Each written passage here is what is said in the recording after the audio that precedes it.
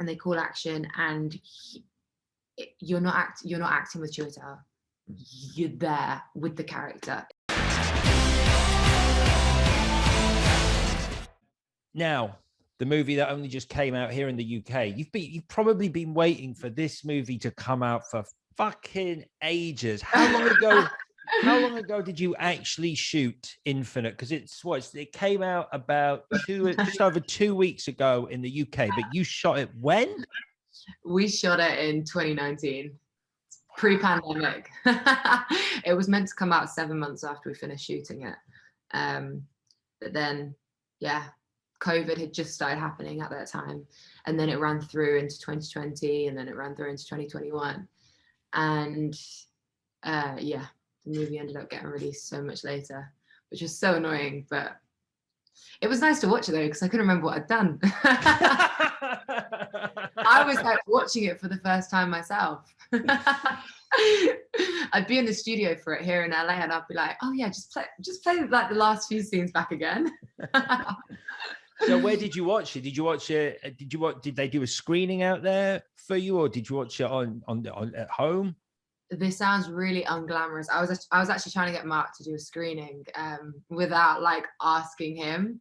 I was trying to do it in a really like really subtle way, but he didn't bite. But yeah, we just had a screening, me and my friends here in LA, in my house, which was just, you know, it was the height of COVID of the Delta variant this year. So we couldn't do a screening. Nowhere was open. Cinemas were still closed. So yeah, it definitely did, just straight up, it did suck in that sense. You know, I wanted to see the cast and we wanted to celebrate together. And, you know, as an individual actor, like we had so much planned for that premiere. It would have been my first like proper, you know, big, cool premiere. No, right.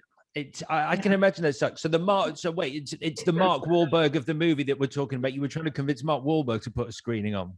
Yeah, I messaged. Yeah, yeah, but didn't happen. I've only seen it once actually since we wrapped that movie, because yeah, COVID. We haven't been able to see anyone. But yeah, it's a great cast. I mean, there's yourself, Mark Wahlberg, Chiwetel Ejiofor, Toby Jones is in there. It must, yeah. I can imagine. I think for me as a viewer as well, it's that thing. So, you know, I'm lucky enough to have very nice TV because I spend most of my life watching movies and/or TV. It's an investment. It's an investment. It is. It's work. It's research. It's probably tax deductible. I haven't checked that. But the point is that it's the kind of movie that just of all the movies I've seen, sort of that have been released to streaming platforms, you sort of go, this belongs on the big screen because it's so the action is so big. You know? Yeah, it definitely did belong in the cinema. You know, I might get in trouble for saying this, but, you know, it was a unanimous feeling amongst all of us. It was such a shame it didn't go into theatre, because it was made, you know, for cinema. And Antoine Fuqua is such, oh my gosh, such an incredibly talented, intuitive director that he really does make movies to be seen in a movie theatre. And it doesn't matter what, no disrespect to you, Alex, it doesn't matter what TV you have, it's just not the same experience, is it? It never is. No, especially not on a movie of this scale. I mean, some of the action in it is out there. And isn't Antoine Fuqua such a freaking lovely guy as well? I met him on the set of The Equalizer 2, and I was like, he's such a nice person with such a good energy to be around. Yeah, he's amazing. He saw me straight away for his next film, Bullet Train, the Brad Pitt one, which is awesome. It didn't go my way, unfortunately, but he seems like a very, once he likes you, you're kind of in his life, I guess. And the words of affirmation he gave me throughout that whole project, because, you know, you're like, I was playing with big actors in that project, and it can be, I guess it can be quite intimidating. Obviously, it's your job to not let that show, but just to have those words of affirmation, the words that he said to me on set, off set, as a director, it just, you know, it's really, yeah, it's just really incredible as an actor to have that from someone that you respect so much. They stay with you, you know. Yeah, I bet. Because like you said, I mean, you've got some scenes with Chiwetel Ejiofor, which is, I mean, it's One of the greatest of our right? time.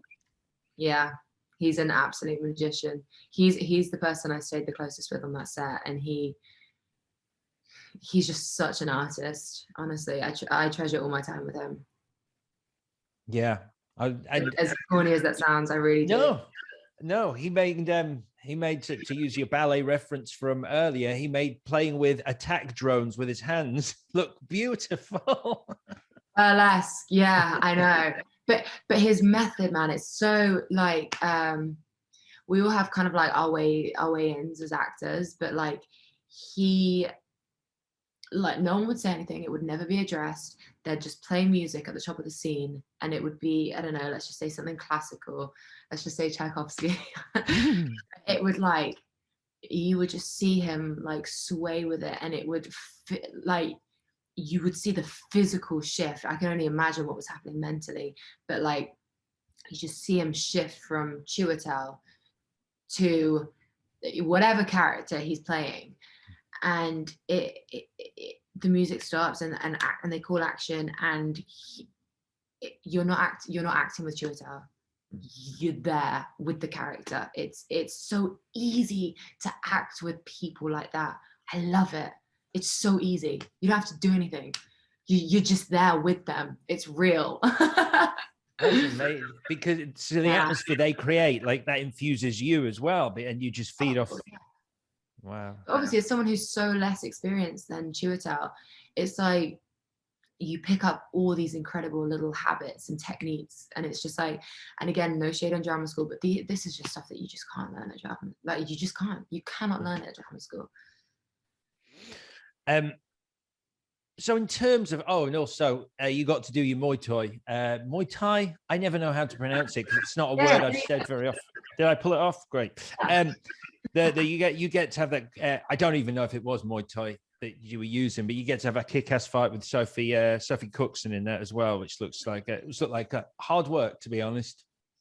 You know what? We learned that on the day.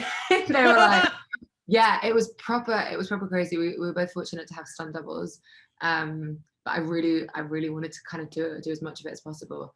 But I remember being quite pissed because they were like, okay, cool. So we've got an hour. So just whenever you guys have a moment in between takes, come up and we're going to teach you this fight scene. And I was like, and I said like, I'm very passionate about my fight scenes. And I said, listen, this is choreography that we should really have days to rehearse. Yeah. But you know, on a film set, you just don't have that luxury. Like everything is going so fast. And sometimes you do on huge budget things. You know, not that Infinite wasn't a big budget, of course it was, but like that's why I was shocked that we still weren't having that time.